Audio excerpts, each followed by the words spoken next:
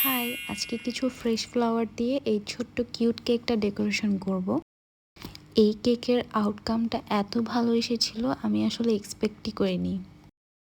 কেকের ডিজাইনটা আপুই আমাদেরকে দিয়েছিল, সেইভাবে আমি কাজটা করেছিলাম। আচ্ছা, সেদিন আমার ক্রিমটা ওভারবিট হয়ে যাওয়ার কারণে এমন ফাটা ফাটা হয়ে গিয়েছিল। আপনাদের যদি কখনো এমন হয় তখন কি করবেন? একটা ছোট স্প্রে বটলে পানি নেবেন, অবশ্যই পরিষ্কার পানি, যেটা আমরা খাই আর কি। ভিডিওতে যেভাবে দেখিয়েছি ঠিক এভাবে হালকা হালকা দূর থেকে স্প্রে করে দিবেন। এরপরে দেখবেন স্মুথ ফিনিশিং চলে আসবে। কিন্তু অনেক কাজের, একবার ট্রাই করে দেখবেন।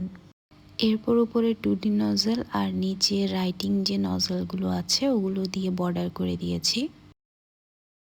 এখন উপরে বসিয়ে দিলাম হোয়াইট জারবেরা। এই ফুলটার নাম যে জারবেরা এটা আমি জানতাম না, একটু আগে গুগল করে দেখলাম। এরপর বসিয়ে দিলাম পিঙ্ক রোজ। আপু যখন আমাকে এই ডিজাইনটা দিয়েছিল তখন আমি ভাবিনি যে এটা এত ভালো আসবে। সামনাসামনি কেকটা আরো বেশি সুন্দর ছিল।